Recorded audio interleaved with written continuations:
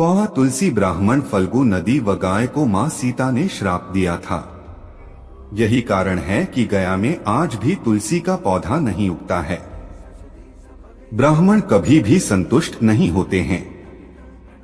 इसकी कथा बेहद ही रोचक है। जय श्री कृष्णा, राधे राधे। दोस्तों, स्वागत है तेरा सफर में। तो दोस्तों, आखिर बिहार के गया में क्या नहीं उगता तुलसी का एक भी पौधा? क्यों ब्राह्मण कभी संतुष्ट नहीं होता? फल्गु नदी सिर्फ नाम की नदी है? क्यों कौआ हमेशा लड़ झगड़ कर ही खा पाता है? कौआ, तुलसी, ब्राह्मण व गाय को मां सीता ने क्यों श्राप दिया था? इसके बारे में कुछ लोग ही जानते हैं। आइए हम विस्तार से इस बारे में बताते हैं। के दौरान भगवान राम, लक्ष्मण और माता सीता पितृपक्ष में श्राद्ध करने के लिए बिहार के गया धाम पहुंचे। वहां ब्राह्मण ने भगवान श्री राम और लक्ष्मण को श्राद्ध कर्म के लिए आवश्यक सामग्री जुटाने के लिए कहा। इस पर भगवान राम व लक्ष्मण नगर की ओर सामान लाने के लिए निकल पड़े। ब्राह्मण देव ने माता सीता से आग्रह किया कि पिंडदान का समय निकलता जा रहा है। यह सुनकर माता सीता की व्यग्रता भी बढ़ती जा रही थी, क्योंकि श्री राम और लक्ष्मण अभी नहीं लौटे थे। इसी दौरान दशरथ जी की आत्मा ने उन्हें आभास कराया कि पिंडदान का वक्त बीता जा रहा है। यह जानकर माता सीता असमंजस में पड़ गईं। तब माता सीता ने समय के महत्व को समझते हुए यह निर्णय लिया कि वह स्वयं अपने ससुर राजा दशरथ का पिंडदान करेंगी। उन्होंने फल्गु नदी के साथ साथ वटवृक्ष, कौआ, तुलसी, ब्राह्मण व गाय को साक्षी मानकर स्वर्गीय राजा दशरथ का पिंडदान विधि विधान के साथ किया। इस क्रिया के उपरांत जैसे ही उन्होंने हाथ जोड़कर प्रार्थना की तो राजा दशरथ ने माता सीता का पिंडदान स्वीकार कर लिया। माता सीता इस बात से प्रफुल्लित हुई कि उनकी पूजा दशरथ जी ने स्वीकार कर ली है। इसके बाद उनके मन में संशय भी हुआ कि प्रभु राम इस बात को नहीं मानेंगे, क्योंकि पिंडदान पुत्र के बिना नहीं हो सकता है। थोड़ी देर बाद भगवान राम और लक्ष्मण सामग्री लेकर आए और पिंडदान के विषय में पूछा। तब माता सीता ने कहा कि समय निकल जाने के कारण उन्होंने स्वयं पिंडदान कर दिया।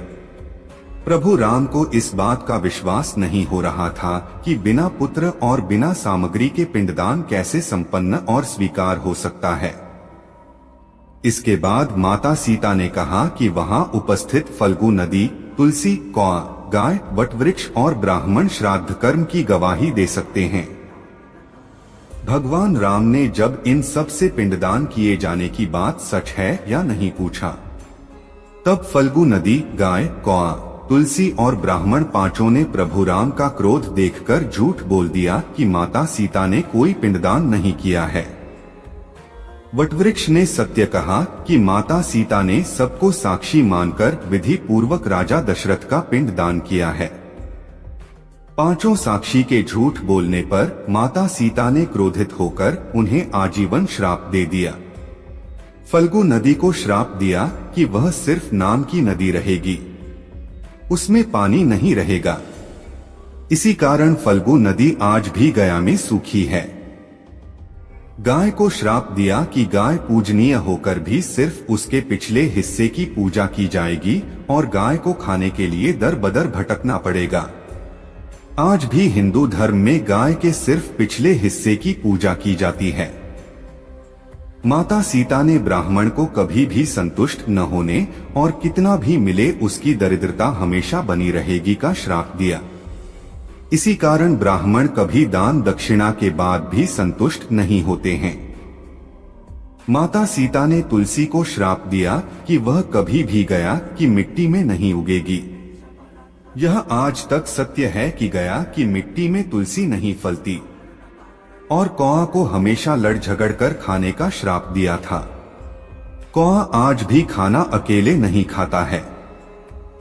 माता सीता ने जहां इन पांचों को श्राप दिया, वहीं सच बोलने पर वट वृक्ष को आशीर्वाद दिया कि उसे लंबी आयु प्राप्त होगी, वह दूसरों को छाया प्रदान करेगा।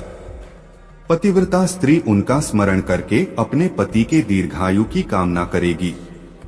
दोस्तों, अगर आपको यह जानकारी अच्छी लगी हो तो कमेंट में जय श्री सीताराम लिखकर वीडियो को एक लाइक कर दे और अपने दोस्तों को, रिश्तेदारों को शेयर कर दे। और ऐसी ज्ञानवर्धक मोटिवेशनल वीडियो को देखने के लिए आप सभी लोग हमारे चैनल तेरा सफर को सब्सक्राइब कर ले। वीडियो देखने के लिए आप सभी को धन्यवाद। जय श्री कृष्णा, राधे राधे, जय श्री सीताराम, हर हर महादेव।